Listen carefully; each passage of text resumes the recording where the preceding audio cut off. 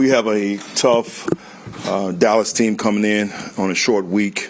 Their offense, man, is very productive. Dak is playing at an extreme high level. You look at CeeDee Lamb being out. They haven't missed a beat. Pickens is doing an outstanding job along with the other receivers. Ferguson, the tight end, is outstanding. They got a great offensive line with a good run game. So it's going to be challenging this week. Our focus is on us, the fundamentals and technique to be able to go out and execute and put a great game plan together. And the guys are doing a great job. We had a good practice yesterday. Looking forward to third down preparation today. And with that, I'll take your questions. How frustrated is it like to be, especially considering the Dolphins game where you had opportunities to probably either get takeaways? Just how frustrated is it? What do you attribute that to as far as like not being able to get takeaways?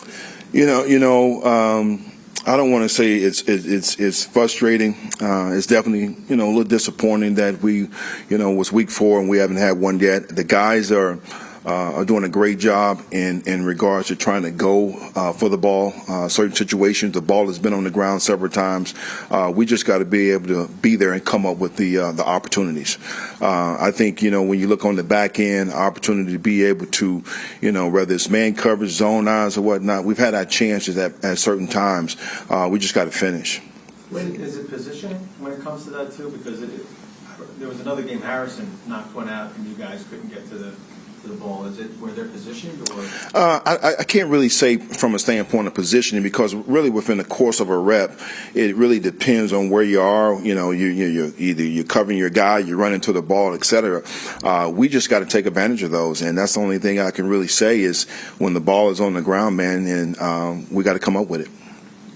Yeah, that's what I was going to ask. I was going to wonder if there's an art to recovering a fumble, because when it's on the ground, you would think it's a 50-50 proposition, right? Of course you do. And when you look at our preparation, we have a turnover circuit we do every week, and that's part of it in regards to recovering a fumble, whether we call it city or country. We have the opportunity to be able in a crowd, all right, in the city, we fall on the country, we pick it up and run with it. So that repetition is done each and every week. It's just a matter of fact, when we're in that situation, we have to find a way to come up with the ball. How do you think Jarvis can help you guys? It looks like you got a good chance to play on something. I like Jarvis' skill set, very tough, very physical. He fits our DNA. He's flexible in regards to being able to play inside as well as outside. So we're going to see exactly how things go and looking to get him really out there on the field and see what he can do for us. Can he play inside can you play him inside for most of the game? Again, I think he's flexible. I think he has shown the ability to play inside. He did that at Tennessee as well, and that's some of the things that we've talked about as well here. What would it mean just to get Jermaine back and also, help with the pass rush as well? It's going to mean a lot. We miss Jermaine, of course. He has to go through his process. But, I have confidence in the other guys out there. We got to be able to step up, and it's next man up mentality. So that's what we got to be able to get. But I'm looking forward to getting him back on the field at some point in time. What have you seen from the pass rush? I know some coordinators don't look at sacks, they look at pressures, but there's been a little lapse since week 1. So what have you seen? I think a lot goes into it when you talk about in regards to getting pressure, not getting pressure. Okay, you look at the opportunity last week, and Tua was getting the ball out quickly. So that has a lot to do with it. In regards to getting your hands up at the last second. We got to do a great job on the back end, in tight coverage, making them hold it. At times, we tried to speed him up with pressure, trying to get the ball out of his hand quick. So I don't equate to the fact that we haven't gotten any sacks, particularly this past week, as a mere fact that we're lacking inside. I think a lot of it has to do with schematically what the offense is doing as well. Is Sauce playing up to your expectations? I think Sauce is doing a great job. When I look at myself and look at everybody on the defense, can we all do better? Of course. And I think he would tell you that, and I would tell you that myself, that we all need to step up, coaches and players. How do you think Kiko played in kind of his extended action last week? I thought he did some good things. You saw a couple of times where the ball tried to get outside on the perimeter. He came up on that toss play, made a great tackle there. Did some good things playing downhill, striking and shedding. So I was very pleased with that. And, we mixed in some different things from personnel-wise with 2-6 coming into the game, Isaiah Oliver. So we'll see exactly how it goes this week as well. In training camp, there was a lot of talk about Will McDonald and how he got bigger, stronger, and was playing the run better. How have you seen him, just specifically against the run? I think he's playing the run well. You talk about, again, his frame, and people really equate his speed and his skill set to rushing the passer. He does a good job of anchoring and setting the edge. Does a good job running things down from behind as well in the run game. So I don't think he's just one-dimensional, and I think he's been showing up for us in the run game this year. What have you been seeing from Prescott? Because like you mentioned to it before, he's been getting the ball out quick, but it seems like Dak's been getting the ball out quicker than ever now. He's getting the ball out quick. He's doing a great job of really extending plays. We saw that last Sunday night in the things that he was able to do. He's not looking to run. His eyes are still down the field trying to find an open receiver. And they do a great job, too, once they realize that he's scrambling, really trying to adjust their routes, whether they're going vertical, whether they're coming back to the sideline. I think he does a great job in reading defenses and understanding, equating, pressure and getting the ball out quick. Does a good job with his cadence. So he's definitely, the last time I played, you can see his development and his growth. Quentin has 1 sack on the season. Obviously, stats don't tell the exact story, but just kind of from your assessment, how is he playing so far this season? Quentin is doing a great job. Again, I'm not, as you mentioned, not going to try to equate things based off numbers. He's a factor in a lot of plays that we don't even really know about and see as just the normal eye.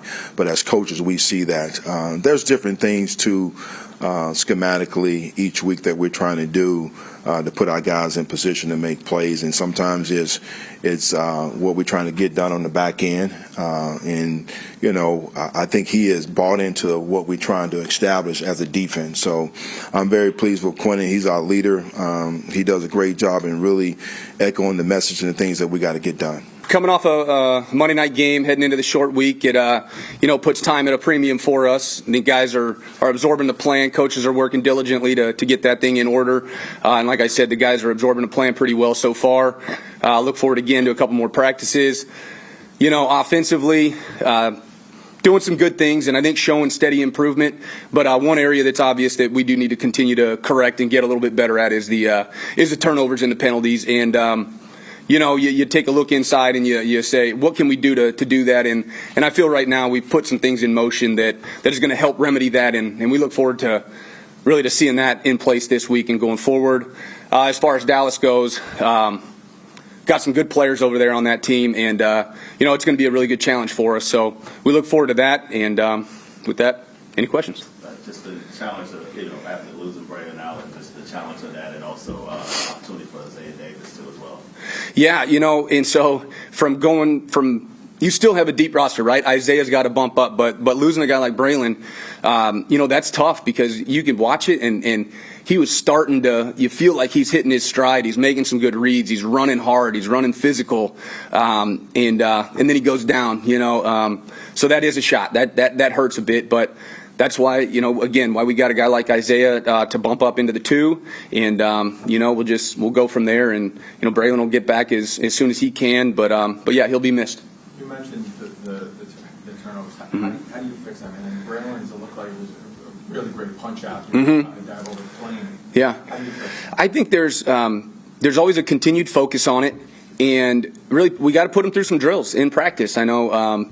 Daily, we go through ball security drills, and so we're going to continue to do that, and we're going to continue to harp on that. And you really have to focus on it. And it was credit to him. That was a really good play. But at the end, we got to protect that ball at all costs. So I think we got some things like we said that we're going to work on and see some improvement going forward. You go through drills, but do you do more because of what's happening? Yeah, there's a fine line. We do spend a little bit of time each day, and so it is a balancing act. Obviously, the ball is the most important thing, so you do have to spend that time. But there is a balancing act because you also have to get your other fundamentals and those types of things as well. So how How frustrating are the pre-snap penalties? Yeah. You never like unforced errors, and those are things that we can control, and that's something that AG talked about early on, right? And I thought we'd done a decent job. Obviously, had too many last week. I think we had 6 of them last week, and that's not acceptable. And our guys know that, and we'll be better. Things that we talk about. How can we remedy the situation? And I think we put some things in place that we can go on ahead and really show improvement in that area this week. As coaches, can you simplify things a little bit to avoid some of those shifts, penalties, formational penalties? Of course you could. You can do that if you want. But then again, I think the guys are up to the challenge of what we want to do offensively, and so I think there's a lot of that. We got to stay the course, but we just got to improve on some things. So I think that's kind of the way we look at it. How do you go about doing that, especially in season, especially considering like AG puts so much of an emphasis on it, like throughout training camp and even the spring practices and everything? Yeah, I think if it doesn't look right at practice, you do it again. You do it again until it's right, and we make it that way. And I think that's one of the easiest ways to go about it is, hey, this is what it's supposed to look like, and if it doesn't look like that, well, let's do it again until it looks that way. I think that's one of the best ways to do it. What specifically did you like about Justin's performance? I thought Justin, again, he took what the defense gives him. We obviously got into a situation where we're having to play a little bit faster, and we're trying to push the ball down the field a little bit, but then they get into these soft zones. What he didn't do is force the ball into zoning linebackers and turn it over, on throwing the football in there. So I thought he was able to get through his progressions and get to the right guy. He managed the game in that regard. So I thought he did well in that regard. What was going through your head during that 43-yard run that he had the other night? No. Yes, basically, essentially is what it was. Anytime you get a player like Justin and it doesn't look exactly the way you think it's going to look, and he's there to save the day, it's pretty special. It was pretty awesome, to have that security blanket with that. That was an unbelievable play. We've talked about how dynamic Garrett can be. Yeah. Now that you're with him on a daily basis, what are you seeing from him as a player and as a competitor? This guy is like the ultimate competitor. He really is. He just wants to win so bad. And if everybody could get a little piece of that, which I think everybody is competing, but he's on that next level of wanting to win and get this thing going in the right direction, which we are. But he just wants to win so bad. And so I love that about him. And his game right now is, I think he's leading the AFC in catches right now, if I'm correct. But when the ball gets thrown to him, he's catching it at a high clip. And so if it's anywhere in the area, it's going to be our ball. And so he's continuing to do that. He's continuing to feel more comfortable in the offense with the routes that we're asking him to run and where we're asking him to be. And so it's just a steady improvement from him every week too. Did you think that was a good call on his offensive passing? I'm not going to comment on that. I don't know what, they're looking at those things. Obviously, it would have been great if it wasn't an offensive pass interference. That could have been a game-changing call. But I'm not going to comment on should it have been a call or not. How do you keep players upbeat, such as Garrett, especially when you're going through a losing streak like this? Yeah.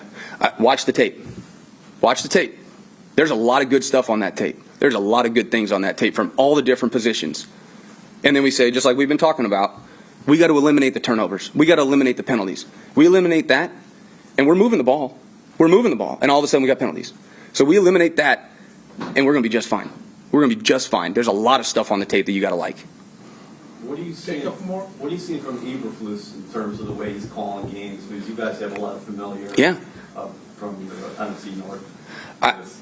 Yeah, he has his system and his structure of how he wants to play defense, but there's always wrinkles. There's always wrinkles, and where they're at. It's year one in their system, so what is he going to have? What's the new wrinkle going to be this week? Because as they continue to go, it's just like us. What do you have offensively? What can you add each week as you get going?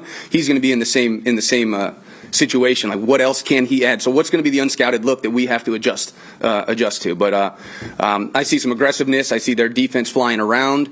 I see multiple coverages, and so I think he's doing a nice job mixing it up. It'd be a good challenge.